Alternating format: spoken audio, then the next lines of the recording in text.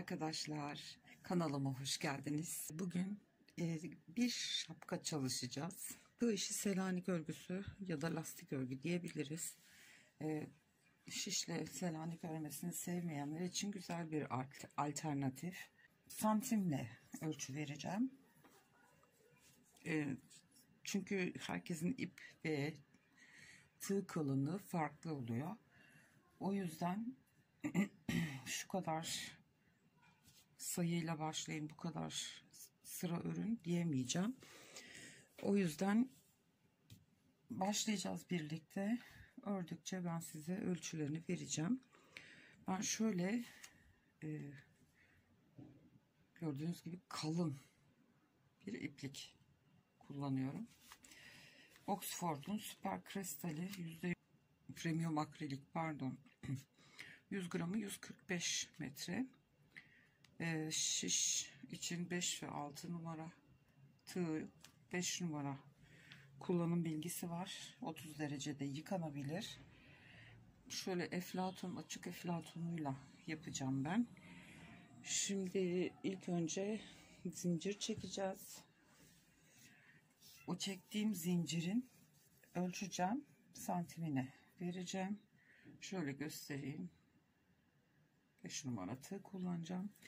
Şimdi dilerseniz başlayalım yavaş yavaş. Bir tane sıkılama zinciri atıyorum.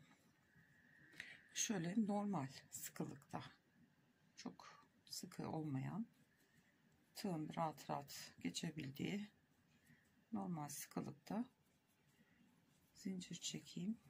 28 santimle başlıyoruz. Bir tane daha zincir çekeceğim. Yani normal bir bayan başına olabilecek, yani ortalama bir ölçü olacaktır bu. Şimdi normalde şu zincirlerin içine batarak çalışıyoruz. Şimdi burada tığın üstüne doluyoruz. Bir tane zinciri atlayıp ikinci zincirin şöyle hafiften arkasını çevirince şurada görüyorsunuz. Şunlar şöyle minik minik tepecikler var. Pirinç tanesi gibi görünüyor. Netlesin. Şunlar. Zincirlerin arka kısmından çalışacağız. İlkine değil, ikincisinden batıyoruz. İlmeğimi aldım. 3 tane ilmek oldu. Hepsinin içinden geçiyorum. Tekrar doladım. Bir sonrakinin arkasındaki ilmeğin tepeciğine battım. Ve üçünü birlikte kapattım. Yani çakma trabzan ya da çakma sık iğne de diye biliyorlar.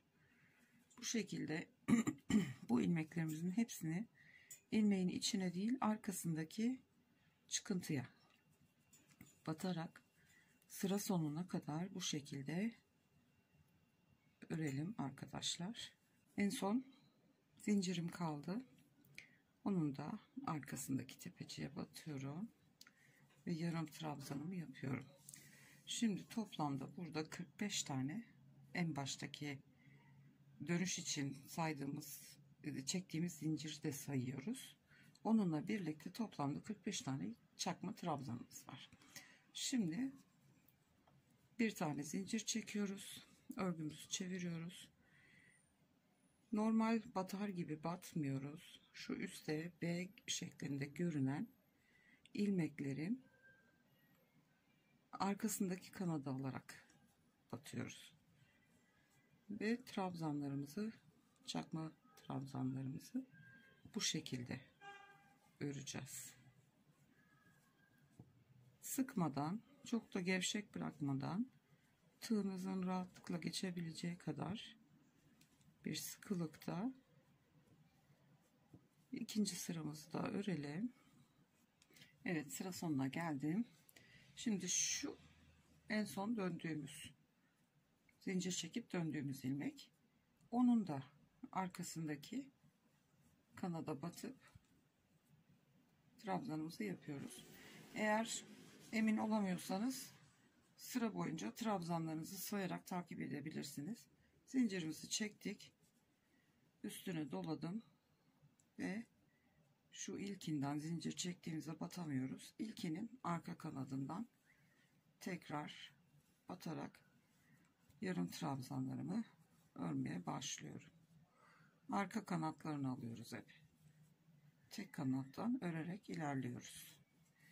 Ve bu şekilde yaklaşık bir 40 sıra kadar, şu anda 3. sırayı örüyoruz. 35-40 sıra kadar örelim. Tam sıra sayısını yaptığım zaman söyleyeceğim size. Siz de o zaman rahatlıkla hemen örebilirsiniz. Şimdi ip kalınlıklarından dolayı fark edecektir. O yüzden santim olarak vermek istemiyorum. En mantıklısı örüp o şekilde parçayı bitirdikten sonra santimle ölçüp vermek.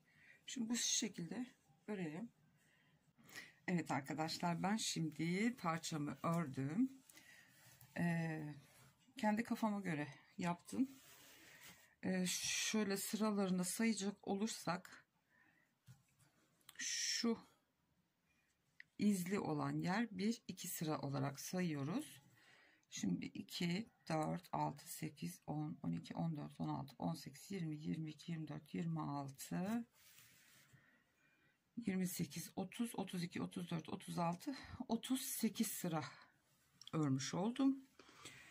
Bu ölçü benim için yeterli. Çünkü kendisi de açıldığı için hani böyle bol çok salaş bir şapka istemiyorum. O yüzden bu benim için yeterli. Boy olarak da yeterli. Şu kısmı lastik gibi kıvıracağız. Şimdi birleştirmemizi yapalım. Birleştirmeyi şu altındaki ilk zincir attığımız V şeklindeki, şöyle göstereyim, şu ilmeklerden yapacağız. Bu tarafta aynı şekilde tığla birleştirmesini yapacağız. Sadece büzgüsünü yaparken şey lazım, iğne lazım. Şimdi ben şöyle bir yaklaşık ölçüsünü de vereyim. Şimdi şöyle enden 31 santim, yani burası şapkanın boyu olacak daha doğrusu. 31 santim ve baş çevremizi kaplayacak olan yerde 45 santim olmuş. Bu benim başım için yeterli bir ölçü. Esnediği için de yeterli geliyor. Bir de ucunda şöyle krem rengi, uçları beyazlı bir pomponum vardı. Kendi ipinden yapmak istemedim. Her tarafı tamamen yün olsun istemedim. Siz dilerseniz kendi ipiyle de pompon yapabilirsiniz. Şimdi birleştirmesini yapalım. Tığımız yardımıyla. Şimdi burası ön yüzümüz. Şuradaki en alttaki sıradan düzgün olan taraf ön yüzü. Şimdi bunu iç yüzü içeride kalacak şekilde alıyoruz. Şuraya bir zincir çekeyim. Şimdi şöyle yapacağız. Şu ilk ilmeğimden geçireyim. İpi bu tarafa alacağım çünkü. Şöyle. Şimdi birleştirirken, normalde örerken biz bu şekilde ikisini birlikte batıyoruz.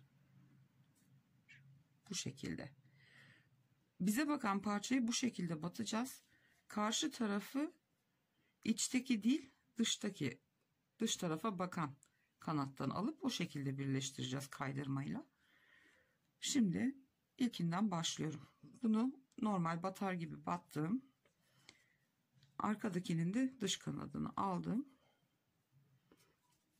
Kaydırma yaptım. Bir sonrakine geçiyorum.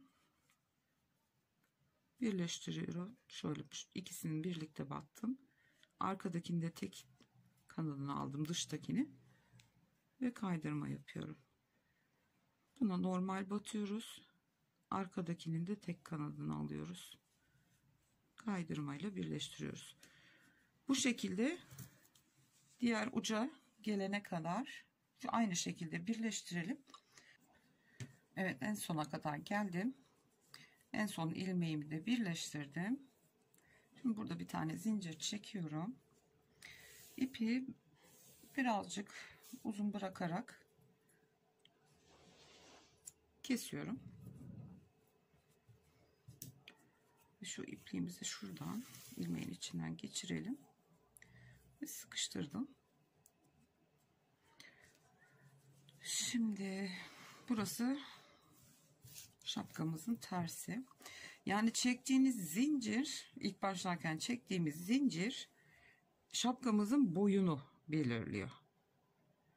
Baş çevremiz için de boyu çektik, yukarıya doğru örüyoruz. O da başımızın çevresi için ördüğümüz.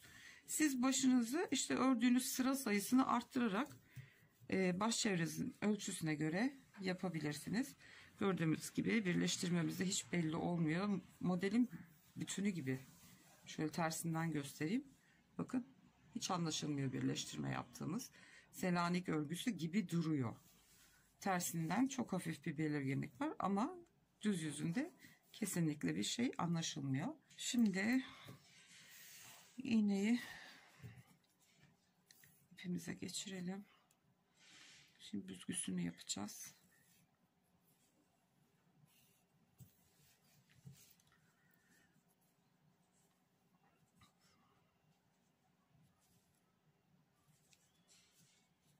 Evet, şimdi ipliğimiz zaten en başta. Şurada şöyle V gibi görünen ilmekler var.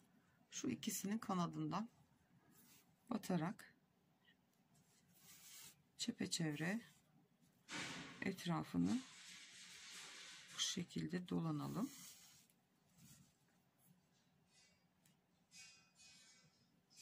Evet, diğer başa kadar bu şekilde ilmeklerin arasından geçelim. Evet, başladığım yere geldim. Şimdi hatta şu başlangıç kısmından bir kere daha geçelim. Tam başlangıç noktasına gelmiş oluruz. Evet, şimdi yavaş yavaş ipi kopartmadan şapkamızın tepesini düzdürelim.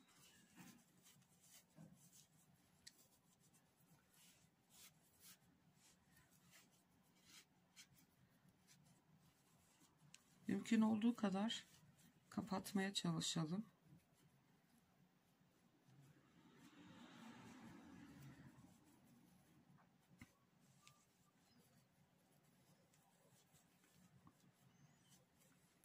Evet, mümkün olduğu kadar deliği yok etmeye çalışalım. Benim gibi önce bir yumakta deneyin. Ondan sonra şimdi büzdürdüğümüz yerde şöyle parmağımızı sıkıca basalım, geri açılmasın. Şimdi şu ilmeklerin arasından şöyle rastgele dikeceğiz birkaç sefer ki geri sökülmesin. Bu diktiğim yerlerden de aynı zamanda tutacağım ki geri boşlamasın diye. Şimdi karşılıklı bir bu taraftan bir o taraftan rastgele birkaç yerine dikiş atalım. Girip karşı taraftan çıkalım.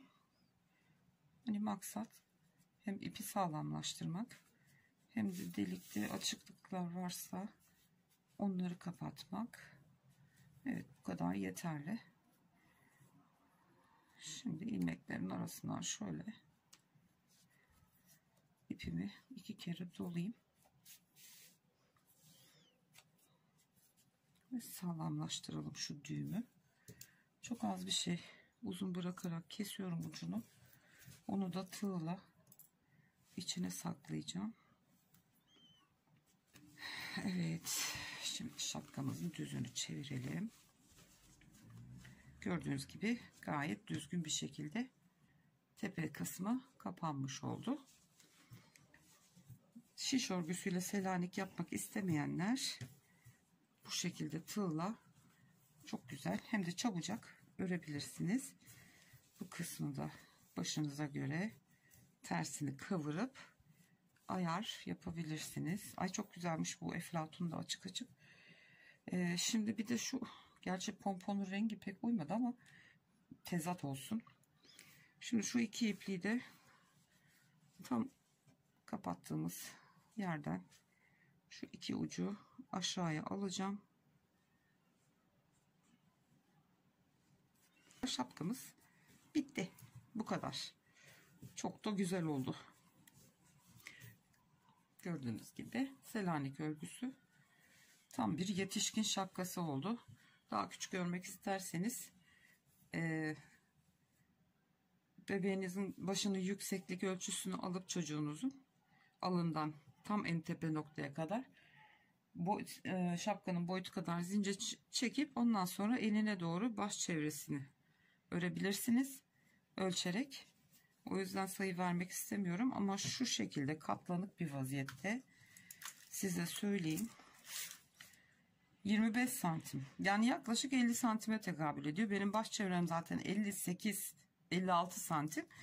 Esneme payıyla birlikte hani gayet rahat olacaktır. Yüksekliğine bakalım şu pompondan. 24 santim. Benim de başımın yüksekliği 22-23 santim tam oldu. Yani tahmini zincir atarak başladım. Yani göz kararı ama tam kafa ölçüme göre olmuş. Evet arkadaşlar, bu videomuz da buraya kadar. Kanalıma abone değilseniz ücretsiz olarak abone olabilirsiniz. Bildirimleri de aktif hale getirip tümünü işaretlerseniz kanalıma yüklenecek olan her videodan anında haberdar olursunuz. Beğeni ve yorumlarınızı esirgemezseniz çok memnun olurum.